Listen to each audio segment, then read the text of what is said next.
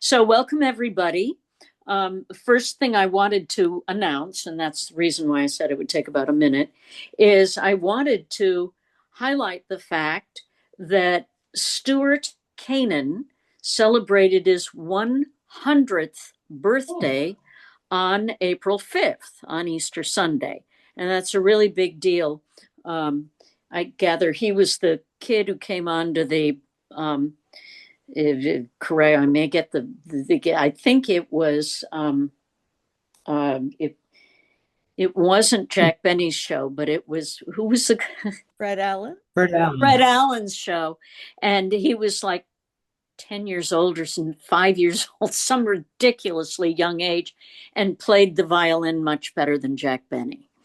So that was in terms of old time radio, his claim to fame. So now I will turn the program over to our own Karl Schadow, who needs no introduction, for his first 15. Karl, thank you for telephoning in. Yeah. Mindy, I need to be yes, co-host. Please feel free to prompt me tonight, because clearly I'm not entirely on the top of my game. So let me just remember how I do this on the iPad. Frank, where is Frank? Oh, good Lord. Oh, here we are, Frank. Okay, make co-host. You got it, Frank. Thank you.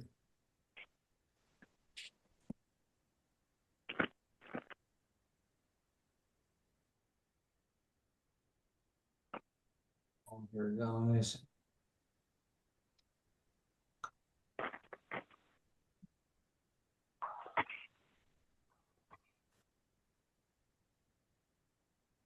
Turn that thing off. No, it was a fan of Washington. Somebody planned. Local group here.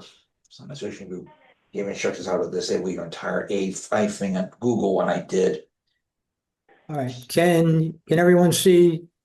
Yes, we have your screen. Okay, excellent. You're good to go, Karl. Great, Frank. Thank you. Thank you, Frank. You're welcome. Today's first 15 is another comedy show I'm presenting, Comedy Stars of Broadway. The MC was Frank Promet. He was a prominent vaudevillian, singer, composer, radio person from the 20s and the 1930s. Not very well known today, as he died in the mid-40s. But he and his wife, Julia Sanderson, did many radio programs and were very prominent back in the 20s and the 30s. The Comedy Stars of Broadway was produced by the Webb Advertising Agency, sponsored by Miles Labs for Alka-Seltzer, and recorded by the World Broadcasting System in New York. There were 78 transcribed episodes. It was a syndicated series produced and aired on various stations during 1937 and 1938. And on to the next slide, the audio.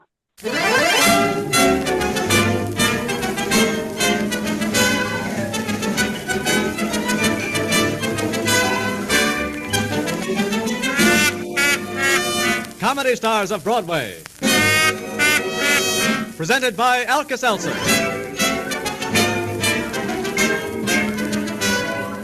For the next 15 minutes, you will be regaled with mirth and music, presented by your host, that debonair, dapper, delightful Frank Promet Broadway Band. On this transcribed program, Frank brings you as his distinguished guest, Teddy Bergman, radio's famous character comedian.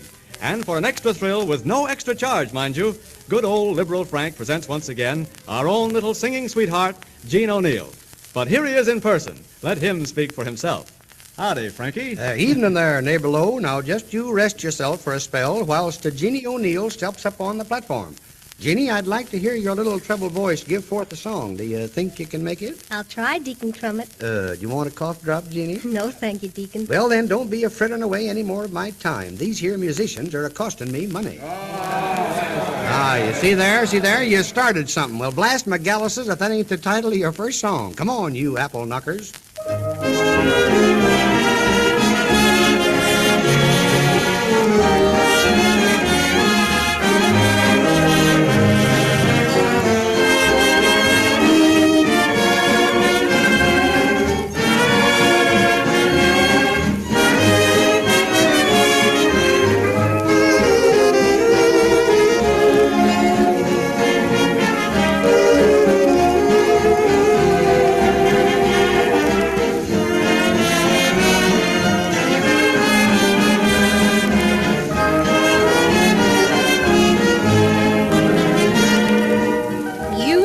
started something when you looked into my eyes. You started something that began in paradise. In one brief moment, a dream was fun, and my life had just begun. You started something, and it's way beyond control. I've been in heaven from the start. Just like a shower starts the life of every flower, you started something in my heart. Oh, say, Jeannie, that was most excruciating, 'twas. Now, I'd like to sing something for you. Do you remember Bert Williams? No, I don't, Mr. Crummett. Well, he was a star way before your time in Ziegfeld's Follies, and one of his best-known songs was a quaint little ditty called The Preacher and the Bear. Do you want to hear it? I'd love it. Broadway band, will you please help a man in distress?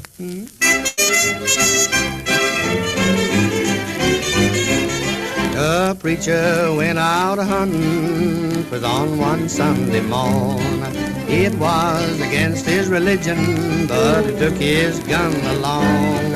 He shot himself some very fine quail and one little measly hare. And on his way returning home, he met a great big grizzly bear. And the bear marched out in the middle of the road, and he waltzed to the man, you see. Then the man got so excited that he climbed up a simmon tree, and the bear sat down upon the ground, and the man climbed out on a limb.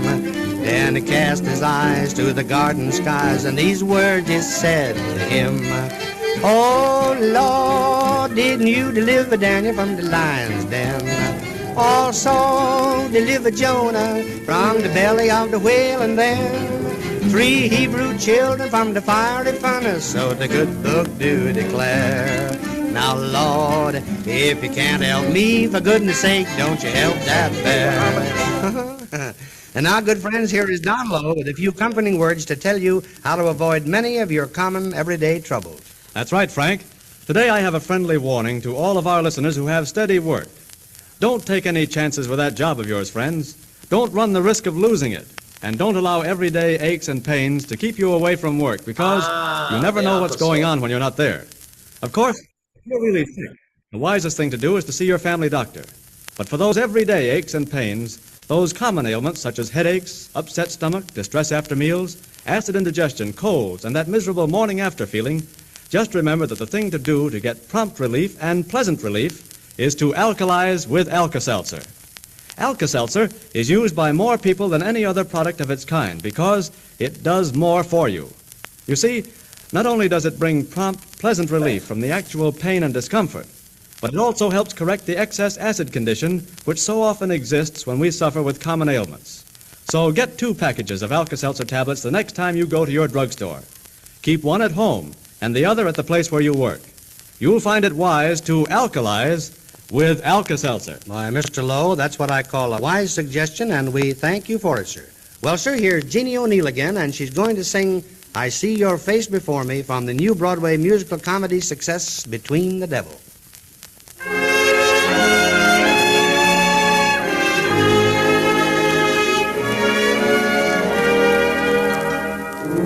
I see your face before me, crowding my every dream. There is your face for me, you are my only theme. It doesn't matter where you are, I can see how fair you are. I close my eyes and there you are always.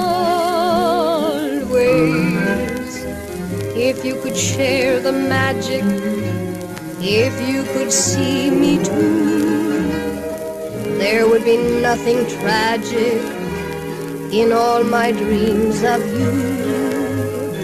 Would that my love could haunt you so, knowing I want you so. I can't erase your beautiful face before me. That was very nice, Jeannie. good friend, some weeks ago, Teddy Bergman brought to life on this program his latest creation, that wild Latin from Manhattan, Tony Baloney. And Tony became an instantaneous success, so right now, by popular request, Tony Baloney rides again. Our scene is the Bon Voyage Travel Bureau. John Brown is the clerk. Enter Teddy Bergman as Tony Baloney. Excuse me, please. Yes, sir. What can I do for you? Well, my boss is to give me 3 weeks of vacation. I'm going to want to get on a ship and take a nice boat ride. Well, sir, the Bon Voyage Travel Bureau is at your service. We take care of your luggage, passport, cabin accommodations, and, well, simply put, sir, we take care of you. That's all right, but I'm a bigger man, and now I'm going to take care of myself. Well, okay, I'm going to take 1 tick. And I'll bet I know just where you want to go. You want to go to Switzerland. That's right. I'm going to go to... No. Please, I'm going to go to Italy. Are you quite sure you want to go to Italy? What's the matter with you? If I wasn't sure, I wouldn't be asking you for a tick. Well, if I might make a suggestion, I don't think you want to go to Italy. I don't want to go to Italy? No, I don't think you do. That's a funny thing. When I'm first to come in here, I'm sure I'm going to want to go to Italy. Now, let me show you this travel folder. Here, see this picture? All right, I see the picture. It's very nice. That's the place. What a place? Where you really want to go, Switzerland. Mananja Fatsazula. I'm not come in here to look at no picture. Now, all I'm want is a small, little bit of tick to Italy. Now, you got him or you ain't got him. Yes, of course we have. All right, that's what I'm want. But don't you see that Switzerland is the world's playground? Hey, please, I'm no want to play. All I'm want is to go to Italy. You've made that perfectly clear to me, sir. Oh, I see you're beginning to understand. Oh, quite. That's fine. You want to take a vacation. That's right. I want to go to Italy. You feel the desire to visit your native land. Now we're getting a summer place. You understand me, I'm understanding you. Yes, sir. But you know, it's really very nice in Switzerland. Go to potato cookie. You're going to drive me crazy. I want to go to Italy. All right, sir. What class would you like to travel? Please, I'm not got to travel in a class. Tony Baloney, he's a no bigger shoots. You misunderstand me. When I say class, I don't mean class. When you say class, you don't mean class? That's right. What's right? What you just said. What I'm saying? When I say class, I don't mean class. Then are you dumb or clock, or what do you mean? I mean, how much do you want to spend? Then why you don't say so? I just said so. All right. Don't get excited. Don't get red in the face. Look at me. I'm no excited. I'm being a calm and a collect. Now, please, tell me, how much is it going to cost? Now, listen carefully. There are 3 classes on the boat. 3 classes. First class, 1, second class, 2, and third class. All right. Now, look, I'm going to take bigger chances. I'm going to ask you a question. Please, don't mix up the answer with lots of words. Just tell me plain, what's the difference between class 1 and 2 and 3? First class costs the most money. I'm no one first class. Second class is mediocre. I don't understand that, so I'm no one second class. Third class is the cheapest. That's for Tony. Now, how much is it for class 3? $200. $200? Yes, $200. I'm going to take a class 7. We haven't got a class 7. All right, give me class 6. We haven't got a class 6, nor a class 5, nor a class 4. We have 3 classes. 1, 2, 3. All right. Don't get it tough. I'm going to take you class 3. That's fine.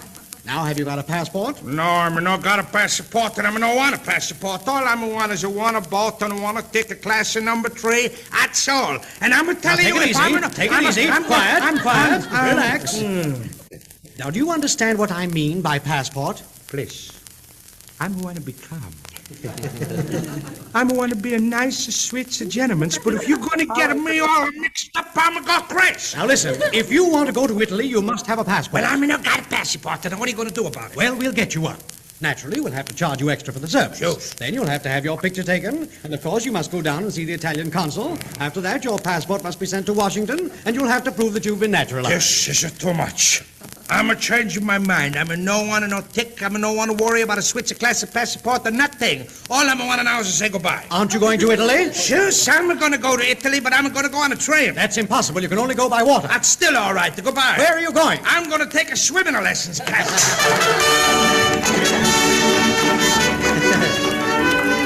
Oh, that was very great, Teddy. We liked that very much, boy. Thank you too much. Say, the title of our next number, Ted, is Sounds in the Night from Hilarities of 1938. Listen, I've got an idea. Would you like to conduct my Broadway band? Please, would I?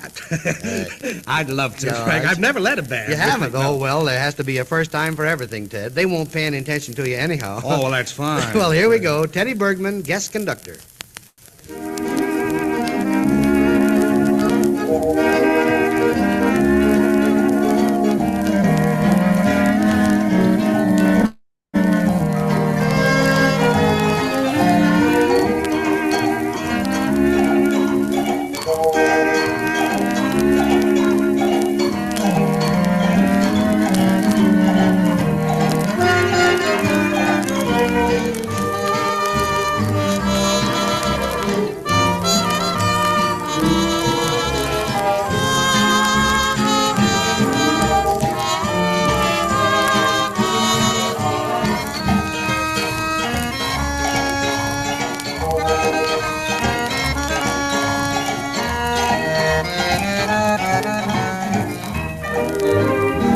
time you stop in a busy drugstore and sit at the soda fountain, notice how many people come in and ask for a glass of Alka-Seltzer. Alka-Seltzer is almost as popular at soda fountains as it is in millions of homes throughout the country. And there's a mighty good reason for its popularity, too. You see, when you dissolve a tablet or two in a glass of water, it bubbles up and makes a sparkling alkalizing solution which brings relief in two mighty important ways. First, because of the analgesic sodium acetyl salicylate it contains, Alka-Seltzer brings prompt relief from the pain and discomfort of headaches, upset stomach, distress after meals, colds, acid indigestion, and the like. Then, the alkalizing properties which it contains help to correct the excess acid condition which so often exists when we suffer with common ailments. So remember, the next time a headache, a cold, or acid indigestion attacks you unawares, stop in at the nearest drugstore soda fountain and ask for a glass of Alka-Seltzer. And don't forget to take a 30 or 60-cent size package of Alka-Seltzer tablets home with you so the whole family can benefit by their use.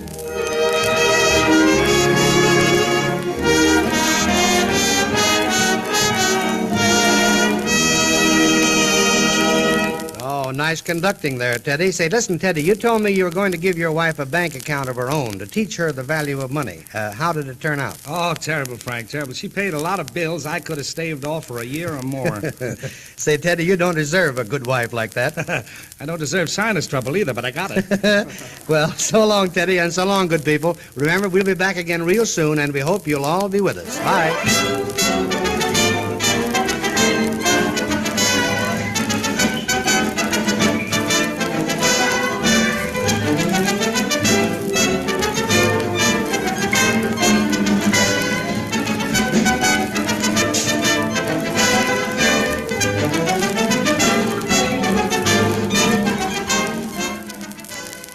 Frank, before we move on to the final slide, I just wanted to make a few comments about the folks you see on that slide there. Of course, the gentlemen, Teddy Bergman and John Brown, really need no introduction as we know them very well from radio and television.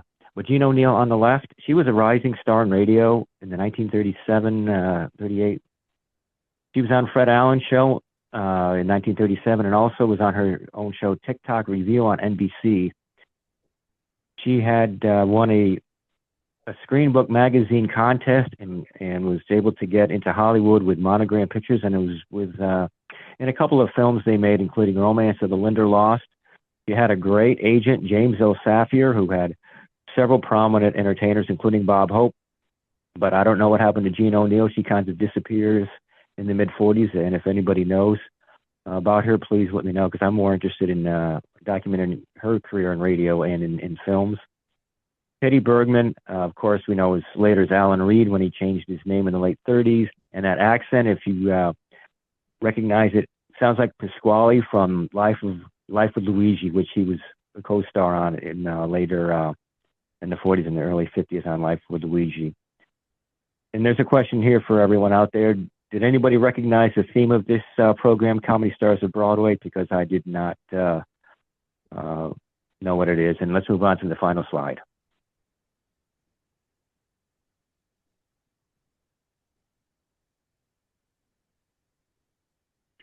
There's audio of many episodes available at oldtimeradioresearchers.org. And there was a fair amount of critique for this program in Variety. It said that pleasant and diversified entertainment and sophisticated and zippy vein, which I would agree. And then Radio Daily, Frank Crummett, the reviewer, said MC sets a lively and genial pace, which I would also agree for that. It's a pretty interesting series, not well known, but it was very popular back when it was on the air in the late 30s. I want to thank John and Frank, as always, for their assistance. And there's my mugshot there and my email. If anybody has any questions, as always, feel free to email me. Thank you very much. Thank you very much, Karl. That was wonderful. I found it delightful. Does anyone have any questions or observations for Karl before we move on to our main program? I have a question. Karl, is that a weekly program or a nightly program? Excellent question, Frank. I should have mentioned that. Some stations played it as a transcribed syndicated series. Some stations played it once a week, some 3 times a week. So in order to cover whatever the contract they set up with a particular station, I think it was usually though 3 times a week. Thank you. Thank you very much. Anybody else? Any other burning questions for Karl? Richard. Well, there were a couple of things. One was I wondered what that Broadway show was he was talking about. I'd never heard of that the song was from. Which one was that? Something like The Devil and something, was it? Oh, okay, yes. Gene O'Neill sang "I See Your Face Before Me," Between the Devil from 1937. I even had to look that one up, Richard. Do you know who wrote it or what? Anything about the show? I don't. Well, No. the other comment I wanted to say is I think Alka-Seltzer over time came up with a more appealing ad than Alkalize Yourself. But it is fun to hear the ads. Oh, yes. And there's certainly enough breadcrumbs for us to sort of do more research on Between the Devil from 1947. So thank 37. you. I'm sorry, what did you say? 1937? 37, right. Right. All right. Very good. I just wanted to add, because I've done research into early Broadway, the music for Between the Devil was written by Arthur Schwartz. Oh, Ah, heard the name. Don't know what it was from. that is very handy to know. Thank you, Brian. Yeah, it's competing No with Rogers problem. and Hart then. Yeah. Great stuff. All right. Well, if we have concluded that, I will ask Karl to introduce a man who needs no introduction. But I'm going to ask Karl to do it anyway. Oh, gosh. Yes. Oh, you We're going to just make laugh. Joe You just wait, red. buddy. We're going to make Joe blush. Oh. That's the goal. Let Yeah, me that's adjust in the my job color on my description. screen. What is it, same boy? Dr. Joe Webb's interest in classic radio programs began as a teenager in the 1970s. Retired from a career as a consultant and industry forecaster in 2018, he devotes his research and writing efforts to the history and preservation of these recordings. He and numerous collaborators concluded foundation phase of the Suspense Project in 2025, as well as compilation of recordings and history of Theater 5 with Nick Palmer and someone named Karl. The 2 projects will be completed in 2026. Notably, Mr. District Attorney and The Whistler. He has books in process that seem perpetually almost done, including Casey, Crime Photographer, and the newspaper reporter series, The Big Story. A native New Yorker, he resided for 2 decades in Rhode Island and moved to Wake Forest, North Carolina in 2012. Take it away. Sure.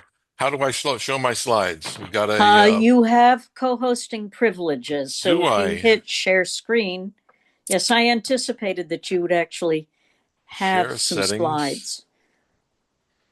They changed these on me. Look at that. Yeah, they do that on an alarmingly regular basis on Zoom. Yeah. They're called product improvements, right? Yeah. Okay.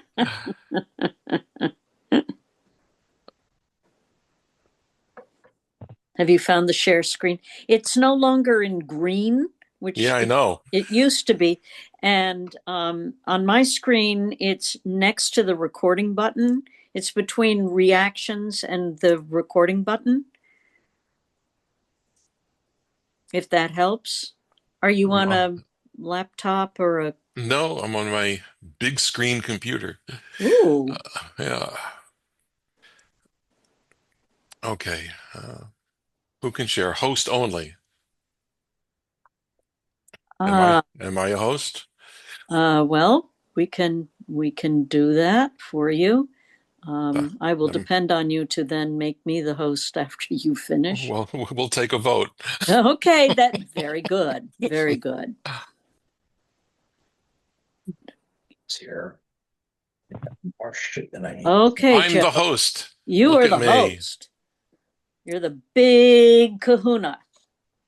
Okay, now I have to figure out how to share the item. Maybe my Do you have your file open file already? is open. Okay, so that should be possible if you're on the big thing, you do the share host, it should have I come got up it. where you can go into I keep forgetting to do that with her. their tab. I'm trying to remember because I've been using the big screen.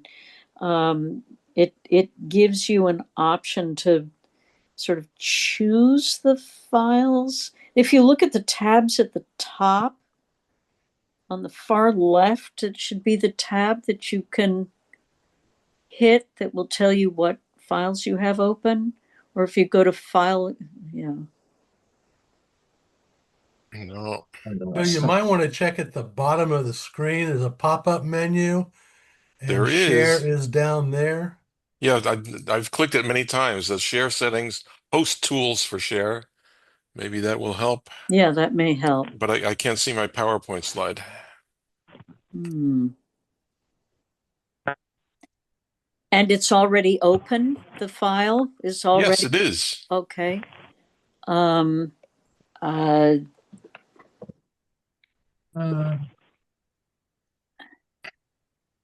When I share, It's away. Would it possibly work to send it as an attachment to maybe Frank? Well, if you've got, are you operating Windows, Joe? yes. If you go to on the task on the toolbar at the bottom, if you hit the Windows button down there, and then it's sort of in the top section, there is a file folder with a little sort of blue thing on the bottom of it. Do you see that? No. Oh, because there's. And after this, yeah. I'm going to mute my. I'm losing track of stuff I can't get into. I'll just try more on the other one. Let's see. Could be Comcast. Yeah, I'm playing block a couple of sites. I just sent the chat note, has a link to the resource page that has a PDF of the slides. Tell me what they just done. When they get to any further. There we go, finally. It's letting you make your magic. Yay. I Look at see us. your screen. I mean, I see your file. I mean, There we go. Hooray. Kaloo. No, hooray. Oh, goodness. Hello, folks. Some of you may or may not, well, most of you have heard the show, Mr. District Attorney by name. I don't know how many of you have listened to it. There haven't been that many around for, gosh, how old is our hobby? Almost 60 years. There's 35 that we now have, and you'll get instructions on how to access them. I started to get more interested in the show recently as I did some research on Jay Jostin, who was the star, and realized how he rarely comes up as great as in the names of great actors, even though he had quite the career. And Mr. District Attorney rarely comes up in the list of favorite programs. And part of that has been that there's been so few of them. And as I dug into it, like so many programs I've gotten involved in, the more you learn the backstory, the more interesting everything else becomes. Somebody have a question?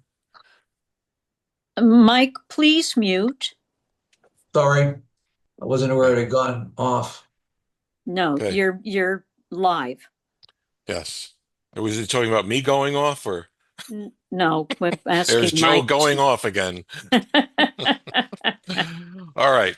So as I dug into the backstory, it was really, really interesting how this came about. We know the story of how Gunsmoke had a very short turnaround before it became a series of just a matter of weeks. It turns out Mr. District Attorney was a similar situation. And then it just ballooned into this massive franchise that's basically forgotten now. So this became one of my missions, the same kind of mission I had for Theater 5, to get more and more people interested in this particular show. So um, the three people on the first slide were the main three actors for the bulk of the series. Jay Jostin played Mr. District Attorney, who never had a name and never had a city, and that was on purpose.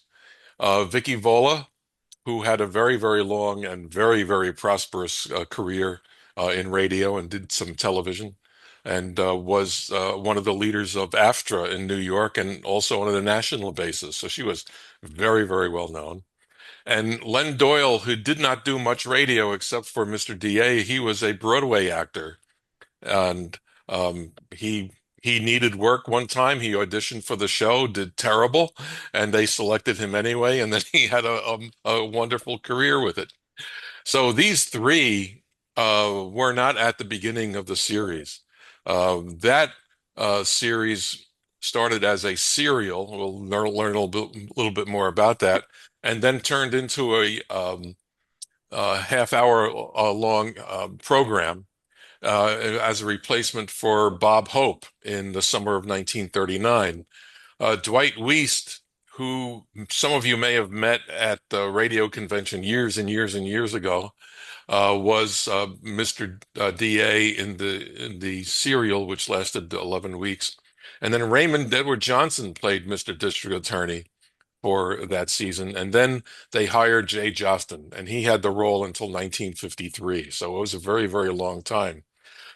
For Bristol Myers, Jostin did 589 episodes. He did a total of 665 episodes, and only 35 are around, and that's absolutely incredible.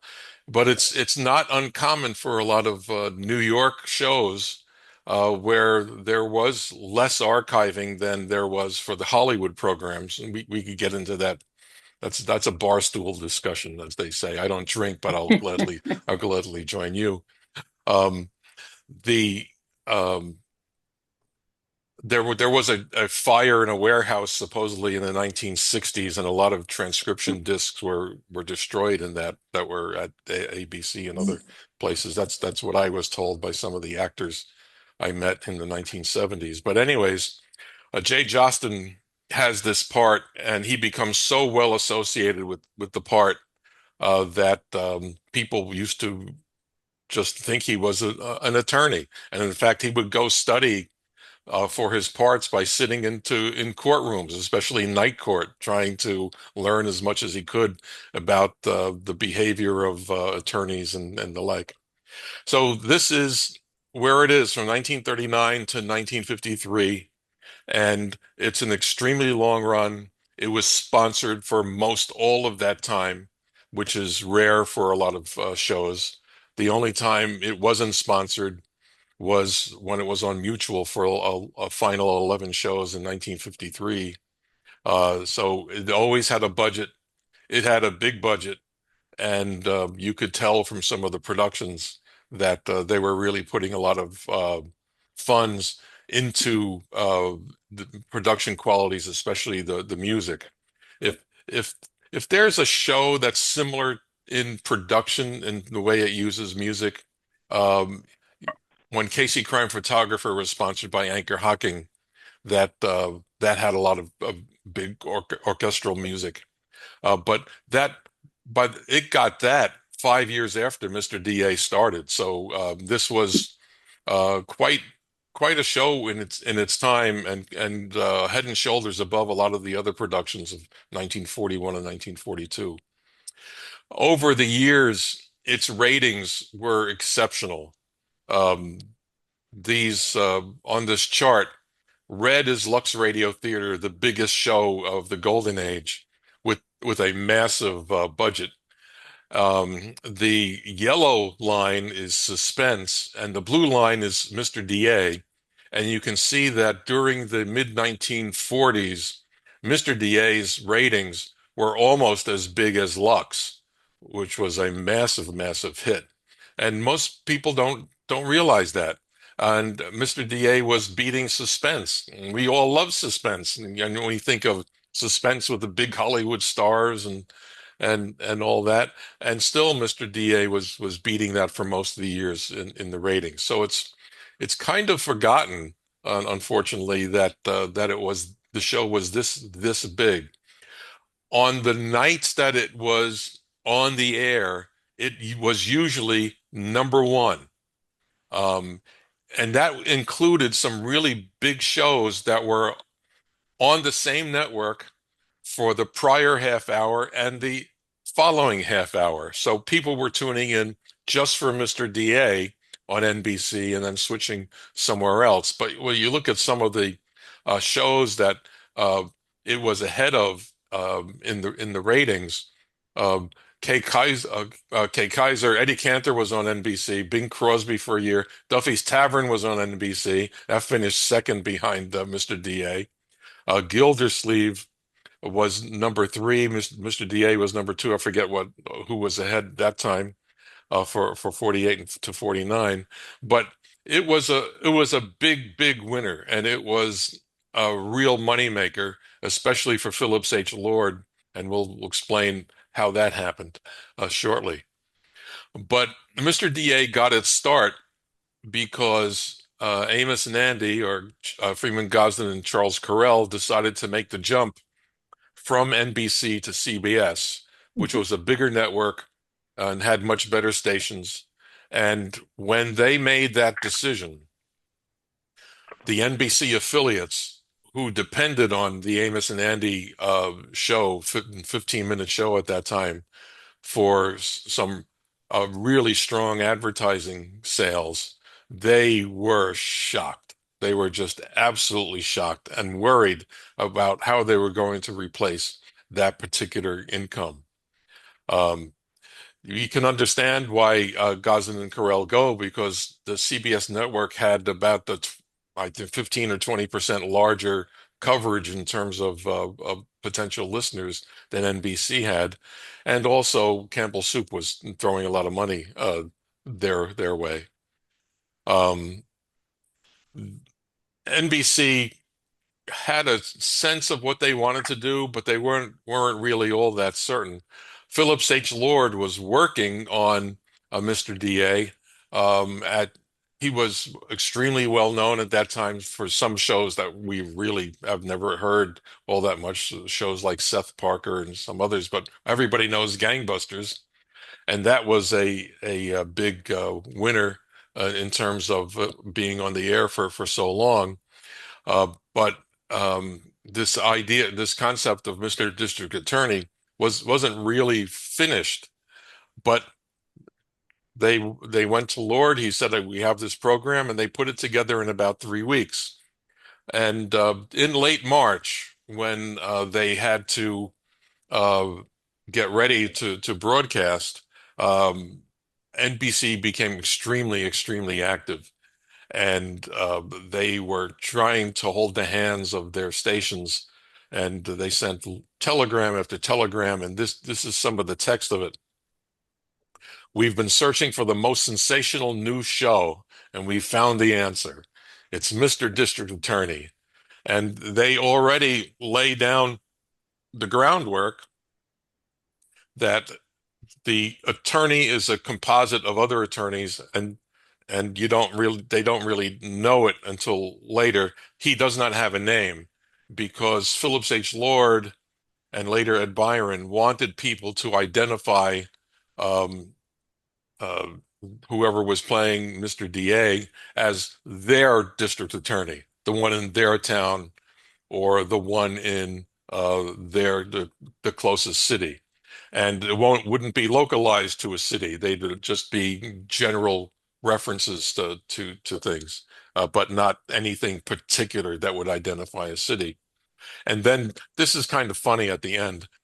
Do your utmost to help us prove the Amos and Andy shift was a bad mistake. Hang on to your audience. So we know Amos and Andy only got bigger and bigger, but so did Mr. DA.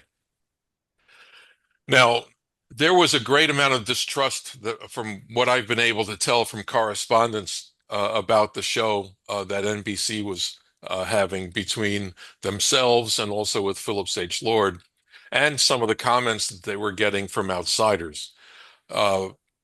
The legal profession, whether they be working in the justice system or independently, a lot of the law enforcement folks did not like gangbusters. They and therefore did not like Phillips H. Lord, so they became suspicious of this entire thing. They thought that gangbusters was just there to sensationalize things. It wasn't terribly accurate. It had low production values, and when they did analyses of who was listening, it was not a target audience that the stations felt or the networks felt that they could really sell, because it tended to be lower income and lower middle class workers. They were not as educated as the audiences that they were hoping for. Their incomes were lower, and sometimes they were in family situations that they didn't necessarily think were going to help them sell products. And so, right from the outset, they were worried about what kind of advertising a sponsor they might be able to get for Mr. DA if it turned out to be just a clone of Gangbusters in some way. And they were also worried about some litigation about some of the stories, because Gangbusters was sued by some people here and there who thought the stories were about them, or they knew they were about them, and then the facts were just terribly mishandled. So Gangbusters had a bit of baggage to it, and the idea that they were going to rely on something like Mr. DA from Phillips H. Lord to replace something that was so successful for NBC, like Amos and Andy, really made a lot of folks worry. Well, the show did go on the air with Dwight Weiss as the DA, and it started to get negative reviews. And among the negative reviews was one from the New York Daily News by Sid Shallett, uh, who made a comparison to the show Big Town, which was then had Edgar G. Robinson as its star, which was, in my mind, a totally different show, but that's the show that they were aiming at. And Shallot said that the shows were shoddy episodes, handicapped by slovenly writing. I guess that means they spilled coffee all over their papers. Handicapped, and inept acting. So that doesn't sound like a good combination. So somebody sends this review to David Sarnoff, the head of NBC, and of course, one of the true radio pioneers in terms of the technology and radio as a business. And it just has one word on it: how. So there's a flurry of activity trying to figure out what this is. And I've seen some of the memos back and forth from some of the archives from NBC that are at the University of Wisconsin, and they were worried. But in the end, they kept trying to make excuses like it's going to get better. We know about the problems. We're going to get different writers and all. And strangely, despite all these problems, the ratings keep going up. And this was a time of year, started in April, a time of year when um, listenership starts to go down just because much of the country starts having better weather, and people's patterns of traveling and errands and family life start to change and adapt to the new outdoors. But uh, Mr. DA's ratings keep going up, and people are starting to notice. One of the businesses that NBC did a lot of work with was Pepsodent, and they were looking for a summer replacement for Bob Hope. and they decided that they liked Mr. District Attorney, but they wanted to change it to a half-hour series. And they accepted all that. NBC agreed, although there are some comments in notes that say, "Gee, we sold to Pepsi too soon. We could have gotten a bigger sponsor." But for Hope's final show that season at near the end of June, they were so interested in promoting the show that they had a 10-minute sketch or tease part of the program in his final show. Now, if any of you have collected Mr. District Attorney for a while, you know that there is a half-hour introduction program prior to the serial beginning, and that was part of the way of allaying fears of the stations and also build an audience, where they had people talking about the show and how important it was going to be, and that aired the day before the serial started. And this is a similar kind of thing here. They're putting the teaser for the new half-hour Mr. District Attorney on Bob Hope's show, and then it will start the next week. Dwight Weiss does one show for Pepsi, and he's replaced by Raymond Edward Johnson. Ray Johnson lasts for the rest of the summer season. He's replaced by Jay Jostin later. But this is almost a year and a half before Raymond gets the gig that everybody knows him for at Inner Sanctum. So this is very early for a program to be getting this amount of attention. So Pepsi is very happy. They signed for another 26 weeks on NBC Blue starting in October, and they hire Jay Jostin. The show was also turned over to Ed Byron. Now, some of you may remember me mentioning Ed Byron when I was talking about Theater 5. I think we did that presentation 3 years ago. And Byron was a very accomplished radio production manager. He was also a writer. He had come from WLW in Cincinnati, where a lot of radio talent had been developed over the years. And that's likely one of the reasons why he hired Jay Jostin to be the lead, because he had worked with Jay Jostin at the WLW before he came to New York. Phillips H. Lord basically gave the show to Ed Byron, but Phillips Lord kept all of the rights for the characters, the title, any other kind of media, and all that. So all the time that Ed Byron was turning the show around and making it a success, Lord was getting residual payments of some type to him. And also Lord was making deals with comic books and also movie studios for the character. But Byron had full control over the radio program. He hires Justin, Vola, and Doyle to be a permanent cast. He builds up the production values with music, eventually having Peter Van Steeden lead the orchestra, but it was always a good orchestra right from the beginning. And he changes the program to have a much better demographic base, better for advertisers. So if Gangbusters turned people off because of its violence and characterizations of criminals and violence and the like, Mr. DA was not like that. It changed rather significantly. When Mr. DA went on the air as a serial, it was emphasizing the investigation of various rackets that were active in big cities. And it led to a formulaic process of writing for the show. If you've listened to enough of the Green Hornets, you know every week is a racket of some kind. And Mr. DA was starting to turn into that, or they didn't want it to turn into that. So they made it more of a crime and mystery show, and they could have all kinds of different crimes, not just rackets.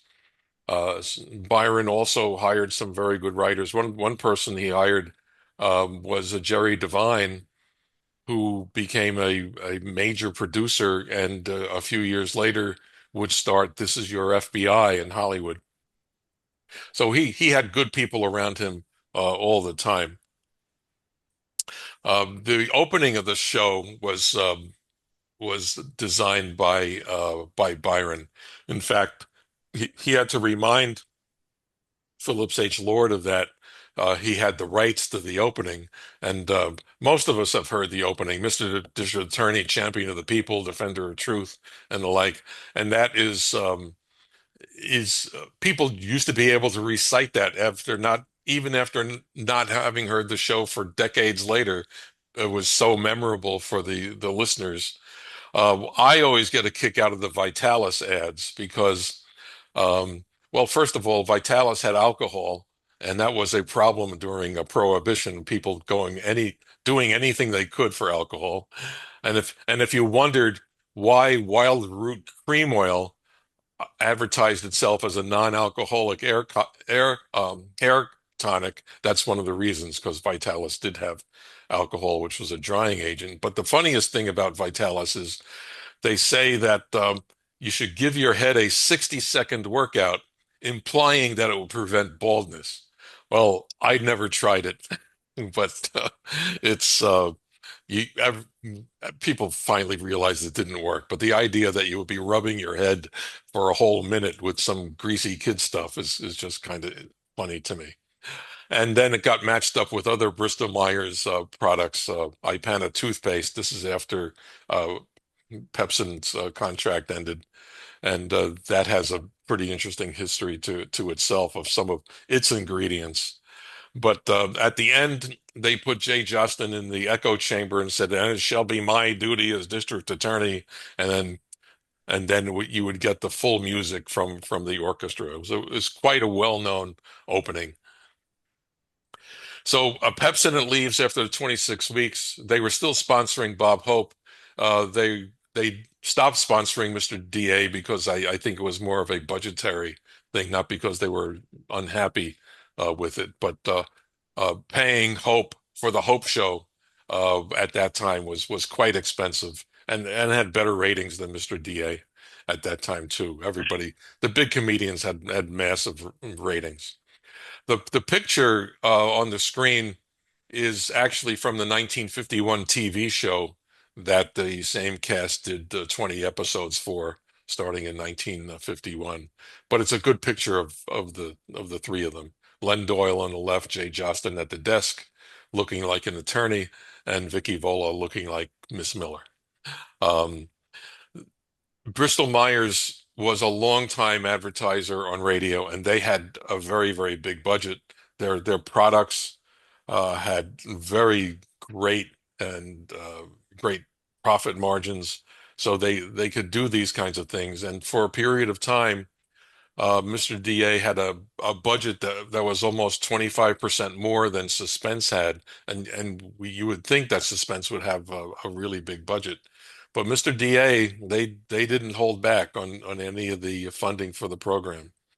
They loved the cast. In 1944, they did an odd thing. They gave the cast 3-year contracts. And Jostin got a 5-year contract in 47, which said you won't act on any other program. And that may be, paradoxically, one of the reasons why not that many people know Jay Jostin, because he was only doing Mr. District Attorney. Whereas everybody knows William Conrad, even though he had the role of Matt Dillon for such a long time, but people knew him before when he was doing other shows. We'd hear him on The Whistler, we'd hear him in other times.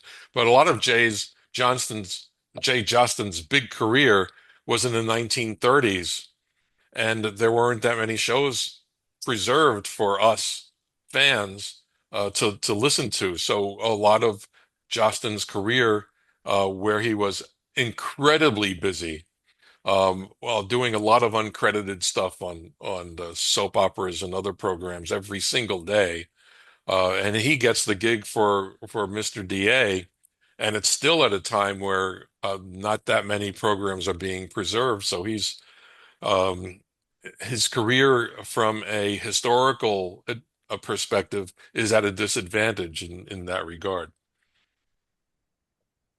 So what did Ed Byron do? He changed the worries that Mr. DA would become gangbusters in suits. Um, they were always comparing the program to Big Town. I don't think that's particularly fair, but he really made good investments in the writing. He did a lot of the writing himself until he hired some other folks. Uh, there was no big star attraction to it, yet he built this program that was finishing #1 on the nights of its broadcast. Um, there is a problem with it that Mr. DA in the radio series is more of a detective and a very authoritarian detective than a district attorney. So that's the way the stories go. But some DAs were um, not upset. They didn't give the show a lot of credence in that regard, that it didn't actually portray what a district attorney does in great detail. And you have to think that what what DAs do most of the day is kind of boring. They're preparing cases all the time. They're not going out doing investigations. What saved them the program from DAs being against it was the fact that it had very strong stories uh, proving that the crime really isn't worth it, that there are victims of crime, and you have to be concerned about the victims and preventing more crimes. And that's a lot of the focus that Mr. DA had. Um, he, while Mr. DA has a formula to it, um, where there's a crime, Harrington, played by Len Doyle, goes out to investigate. Everything he comes back is the facts are right, but his interpretation is always wrong. Miss Miller has some insights to add to the process, and then Mr. DA gets involved, and they go out into the field, and they find out exactly what's going on. So it's not like Big Town. It's not like the Green Hornet. It was different, and the excitement comes from more preventing crime and and working against it than the actual crime or violence itself. The uh, Byron's other uh, efforts in the show was that the there's an urgency to act. In real life, so many of the things that district attorneys do and the legal system does takes years before things uh, are detected and then end up in criminal proceedings and then finally in court. And sometimes it could take 18 months, it could take 2 years, it could take 3 years. Everything has to end here in 30 minutes, and that's just the nature of the story. The same thing is true for today's series Law and Order, where the police should make the arrest. They talk to the lawyers, and then the lawyers should have lots more gray hair and just seem a lot older by the time they go to court, as opposed to looking like it's 20 minutes later. But that's just the nature of the story. World War II changed the series and the perception of it. They did a lot more against schemes that were occurring because of wartime and some unscrupulous individuals. There's a program that was just recently found, The Traveling Rat, which has Mendel Kramer in it, about the stealing of ration coupons. So if somebody listens to that, you have to explain what ration coupons are. So they would do a lot more stories like that.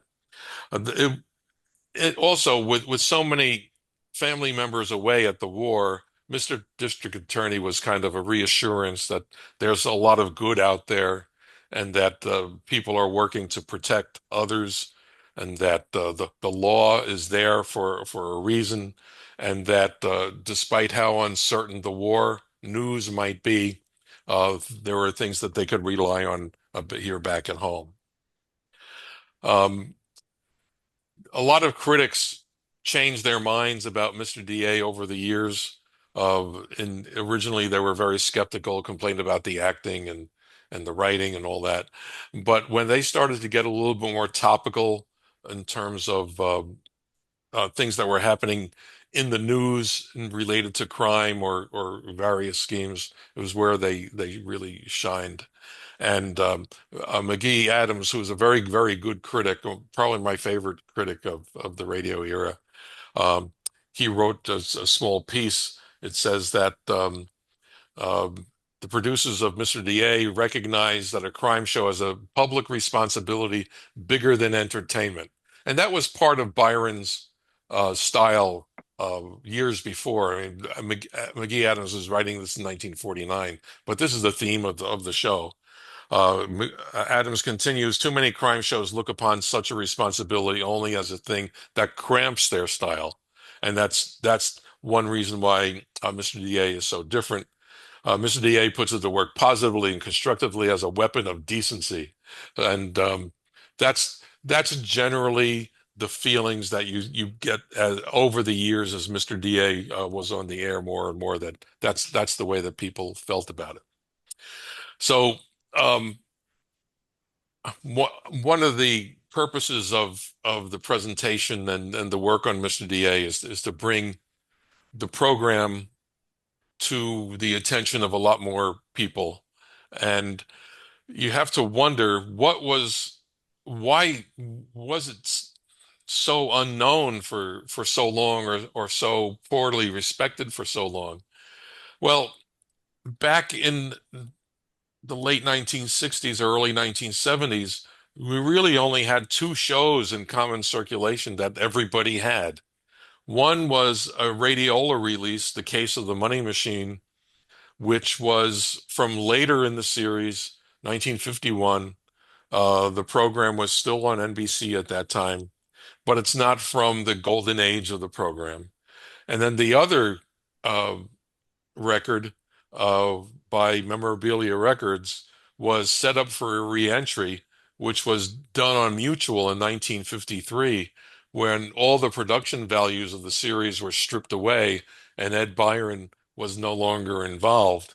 And it just doesn't have the life that Mr. DA had in the 1940s. So on one hand, we have two programs. One of them is pretty good. The other one doesn't reflect why Mr. District Attorney was such a popular and such a strong program. And that's all we had. But now things are different.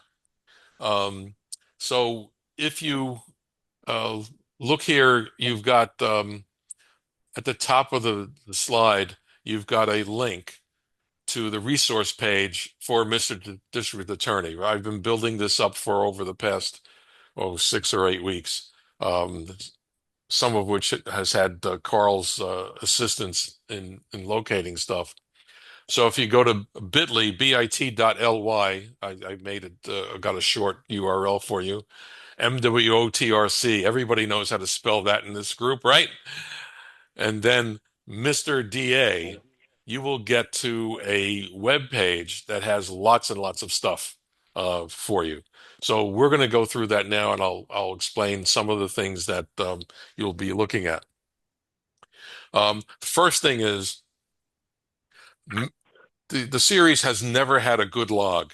It's always been piecemeal here and there, or from dates assigned to programs that were found, but no one's ever put together a complete log.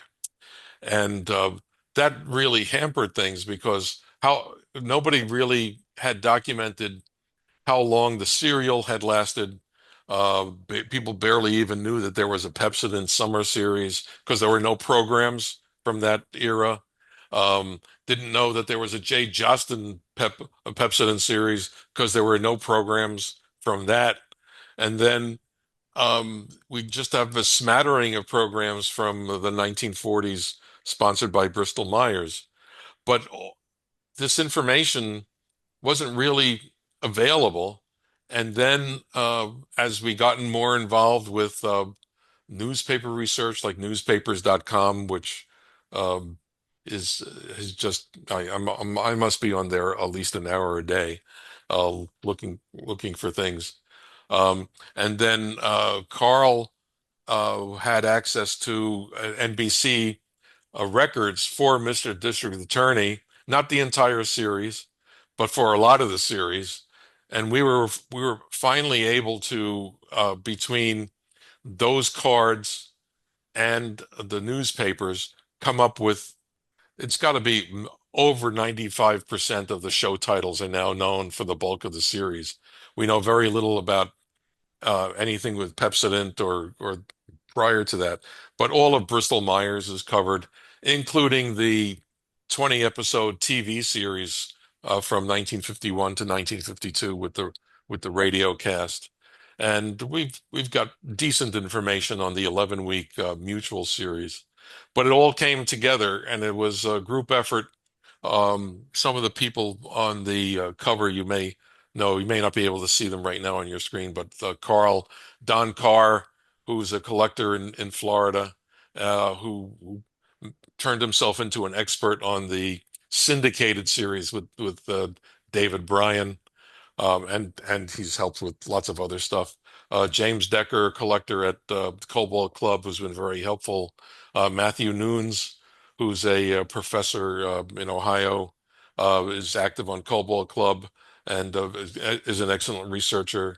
Barb Watkins from Spurdvac, Corey Harker, who's now the president of Spurdvac, disc expert Doug Hopkinson, Anthony Pemberton, who's one of our most active reel transfer volunteers for all these reels that we've gotten from California and the like. He's been following along on the Cobalt Club, Mr. DA. Travis Connor donated some discs as James Blackson transferred some AFRS discs. And we've got some other Cobalt Club members involved. The NBC archives at the Library of Congress, of course, with Carl's help. If any of you have never gone to worldradiohistory.com and you have a favorite show, just go there and start looking into Billboard magazine, Radio Life, and the like. They have thousands of these magazines scanned. They've all been OCR'd. So if you've got a favorite series, you just search for it and you start finding stuff that's absolutely incredible. And then there's an archives of NBC documents at the University of Wisconsin, Madison. That's where the William Spear, June Havoc papers are, which got a lot of information for suspense. Those people are just absolutely wonderful in terms of helping you find things with the rapid turnaround, and they're just extraordinarily helpful. So if any of you are doing research for radio and need some context there, just let me know. But this log, which is I think it's 57 pages, goes through week by week of the series. It's got titles, it's got information about individual episodes, and it's got the information from the NBC archives about plot lines, casting, and other things. Download this.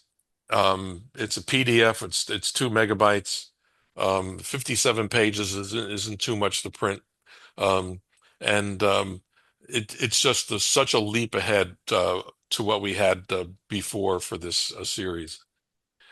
Also on the resource page, we've got 35 J. Jostin Mr. DAs.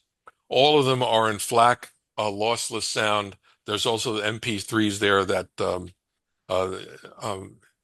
Internet Archive has.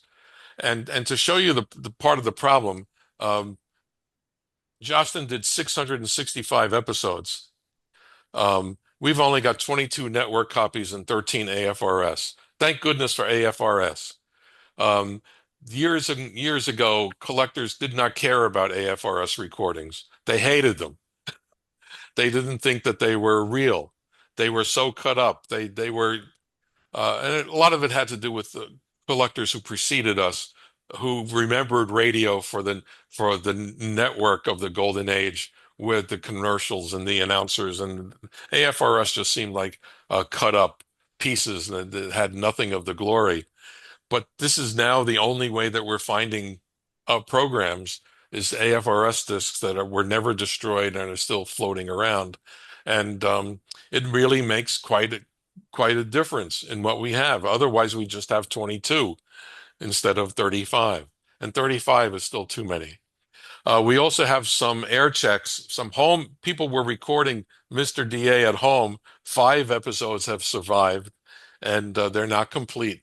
But we have them. They're up there at the Internet Archive, and you can see the links for them on the resource page. And we have, of the 55 serial installments, we have 6. So it's scarcity all over. There's nothing of the Pepsodent series with Raymond Edward Johnson. There's nothing of the Pepsodent series with Jay Jostin, and you don't get anything until you into the Bristol Myers series.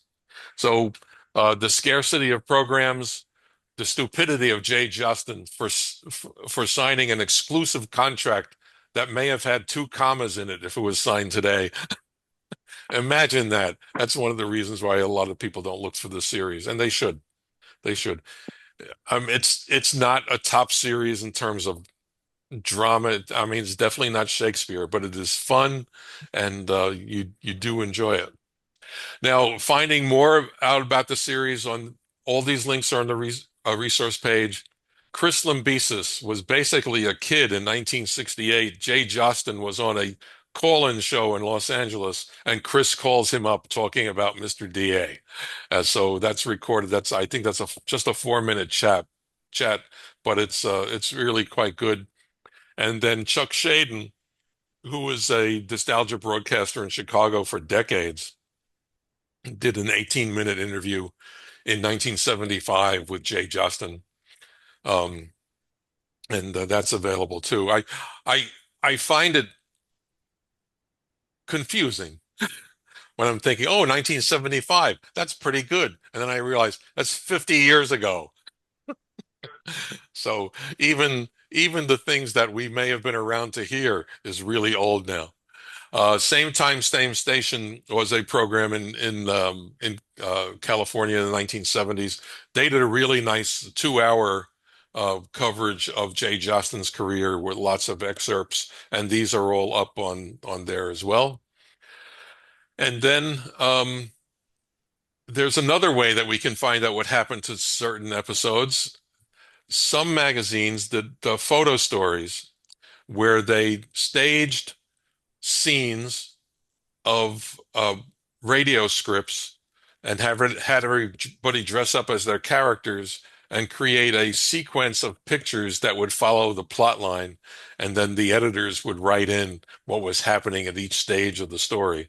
Sometimes these were 2-page spreads, sometimes they were 3-page spreads, but in all cases of the ones that we have, right now we have 4. We don't really know how many of them were done. All of the programs that we have that way where we have no recordings of. So this gives us an insight into what those programs were. And then 2 things I want to bring to your attention are appearances of Mr. DA brand new shows on the Good Old Days of Radio podcast with John Tefteller. And he got these programs from a collector who passed away. Some of you may have heard of Dr. Barry Brooks. Barry was a pioneer collector in the 1960s. He was a dentist, and he was there collecting. And in the 60s, 70s, and 80s, if you were a patient of Dr. Brooks, you heard old-time radio every time you went in for a cleaning or a filling or a root canal. There was something of classic radio playing in the background.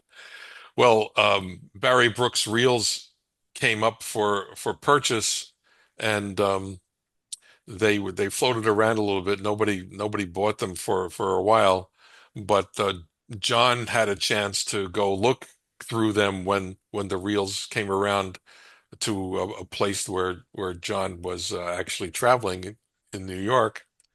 And he asked me, what should I be looking for? And I said, see if you can find Mr. District Attorney. And he found 2 shows, and they're they're brand new.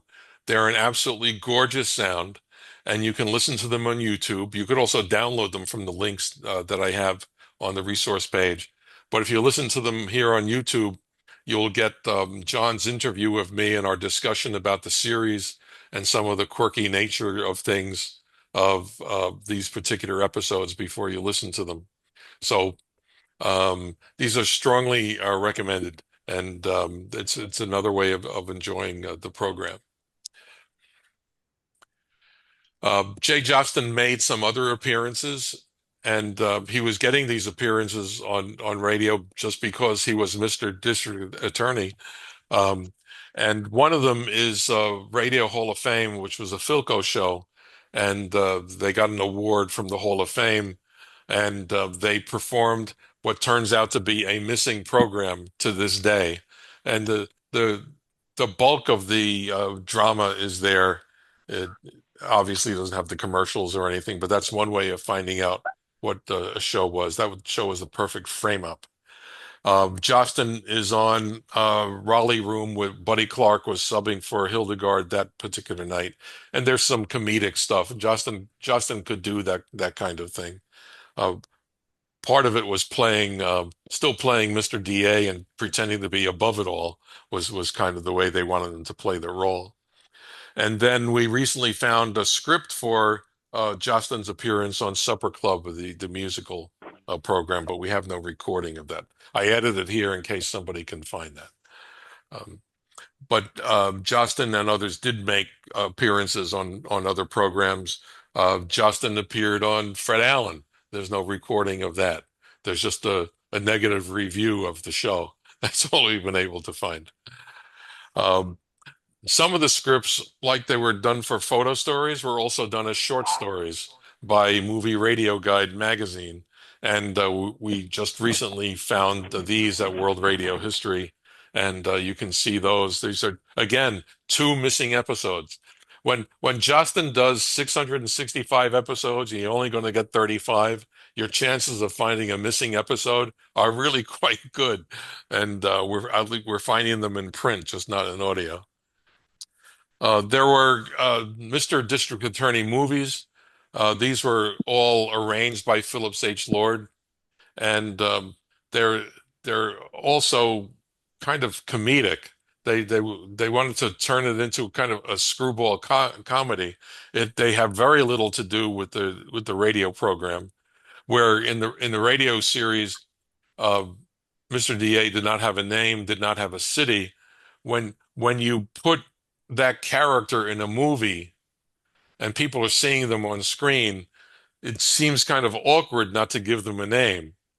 But why they gave them the name as P. Cadwallader Jones, other than making it seem like a joke or of some sort, I don't know. But it's hard to do what they did on radio of not giving him a name and not giving him a city, where you kind of have to do that in a visual medium. And they did the same thing on television when Frederick Ziv did the David Bryan TV series. We don't know what they did for the Jay Jostin TV series on ABC in 1951 and 1952. I assume that they carried through that the DA doesn't have a name and is for some nameless city there. But they did not do that for the movies. But they did that for the comic books. This was a very big comic book series, and these follow the radio series. The comic book on the left is from 1941, published by Dell. Dell had a series of books called The Funnies, and Mr. DA was in 29 of those issues. They were about 4 pages long for the stories. This might be a collection of some of those stories. It might be reprints of that. But the one on the right is from DC Comics. That ran for 11 years. It was a bi-monthly. They did 67 issues.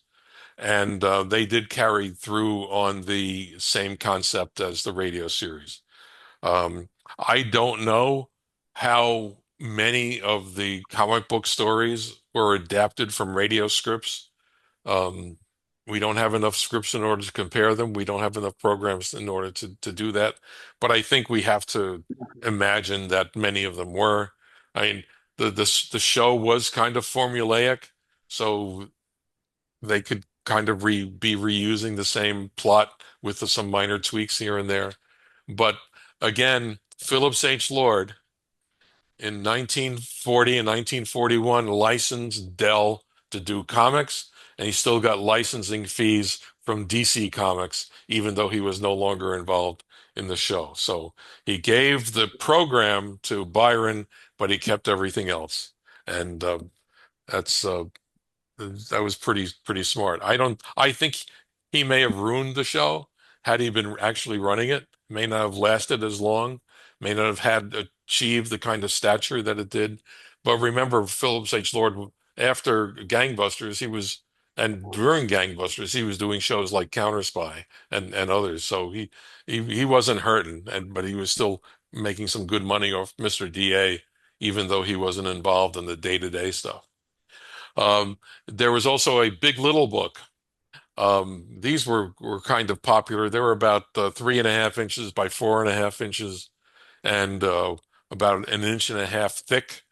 And the left-hand side would have some line art in it, black and white, and the right-hand side would have text in a prose format. So it was designed for younger readers. In the corner, you see the See 'em Move just flipped. They would have like almost like a cartoon that you would grab the pages and you could flip them, and there would be a small image in the corner, and those images would move like you were watching a movie. But again, two scripts were used for the stories in here, and neither of them are available as audio. So we have a few of them. Those are all marked in the log when these kinds of things occurred. And then I just want to make a point. This is basically the last slide about the David Bryan Ziv series. I've never really been a fan of this series. I know some people are. It's a grittier version of Mr. DA. It's definitely not Ed Byron's Mr. DA.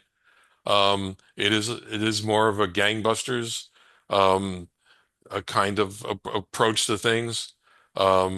It's grittier. It's a little more risque. It's more violent, and it's been around. Most of the episodes, there are 52, exist.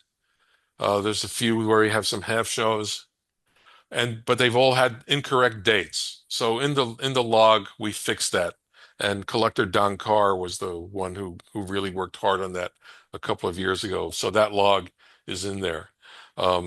Brian did the TV show. So Fred Ziv bought the rights from Phillips H. Lord. He had purchased some rights to do a movie and a TV show, but he finalized all the rights, and the TV show ran for 2 years.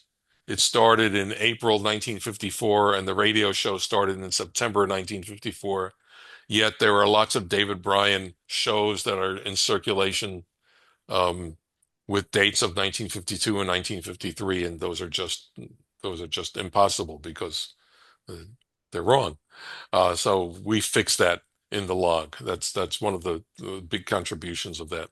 Even though we wanted to make sure that everybody learned about Jay Jostin and his many years of Mr. DA, we felt that the getting the Bryan thing right was very important.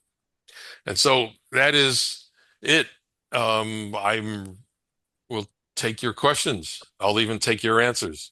So I appreciate your attention for that. And hopefully you'll get onto that resource page and start listening to Mr. DA. If you've got a half an hour commute, great. You've got 17 days of Mr. DA ahead of you. Everybody's muted. Feels like I did something wrong. Oh, we're still awake, Joe. You did a fine job. Excellent. Joe, I have a question. Yes. When Mr. District Attorney went to radio, who was it up against during those years that it was rated so highly? They were trying to, they used a lot of different shows against it. I haven't, I did look at that when I looked at timetables. I didn't really retain any of that, but Mr. DA was always winning, even on its own network. But that's easy enough to find at some point. I will add it to the list, I guess. Just curious. Yeah.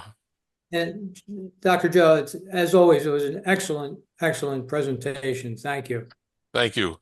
Yes, thank you so much, Joe. I mean, it was just extraordinary, and actually, I did encounter a few episodes of Mr. District Attorney, but it was like 15 years ago, and then I kind of lost sight of it.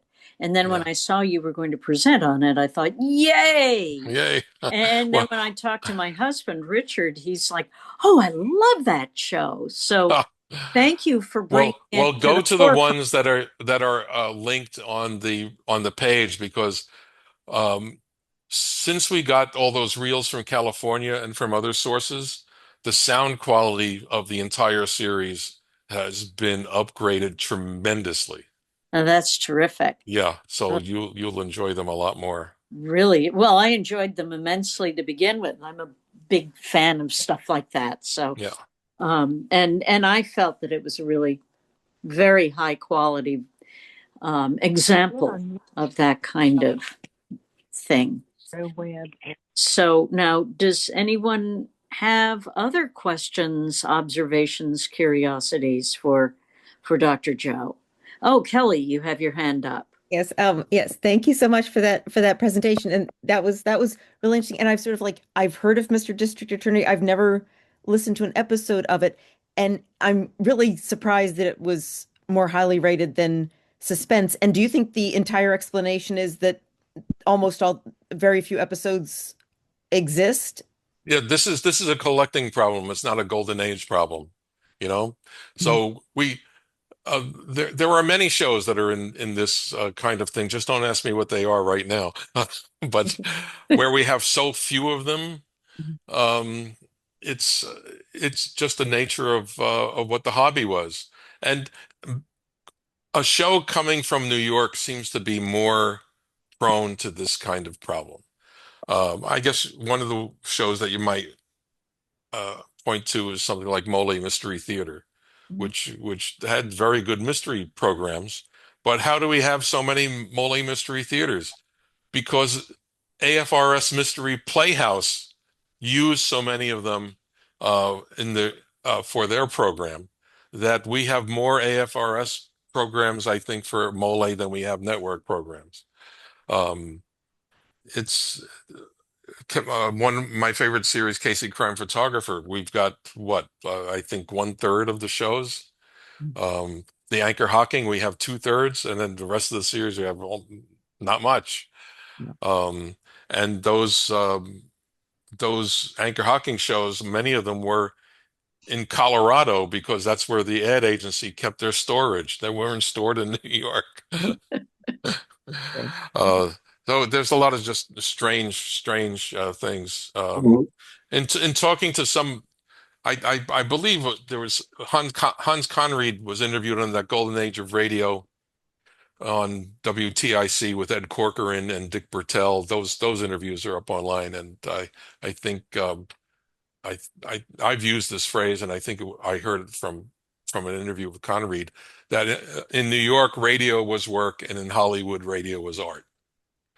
And many of them, especially when I spoke with them and others spoke with them at the convention in Newark, said, we didn't know this was work for us. You went to a show, you put it out of your mind, you went to the next script, down the block at another studio. But Hollywood had more of a culture of recording things because they might get used later. And that's how a lot of them ended up. That's why we have so much CBS stuff. Yeah. So interesting. Well, I'm going to check them out. So thank you so much. Okay. Anybody else? Any other questions or curiosities? You are allowed to unmute yourself if you have a question. How many of the TV shows exist? Out of how many? Zero Jay Justin shows have survived, as far as we know. Those would have been the Kinescope era, and I think they were played a second time for West Coast times. You know, they made the Kinescope when it was being done live for the East Coast, and then played or shipped Kinescopes across the country. Um, but I've never seen any of them survive. I've never seen any archives say that they have a copy of one. I know that the Paley Center actually has a copy of a Casey Crime Photographer TV show, and Dave Siegel, the late Dave Siegel, went to go see it one time. He said it was the worst hour of his life. But I would hope that if this cast was good and Ed Byron was still involved, I would think that they were pretty good in for their time and the limits of the technology. I wish they were around. There are a few of the David Bryan, Mr. DAs. I, there, there may be some of them up on the Internet Archive. You would think that those would be around because the Mr. DA David Bryan TV shows were filmed in color. And because Fred Ziv thought that it was going to be a big hit in syndication and he knew color was coming, so that when more of the stations that subscribed to it, um, like 5 or 6 years later, they would be able to send them the color prints of it. But those don't even seem to be around. There's very few of those. Um, I mean, it's an okay show. You can find one or two on YouTube. But what can I say?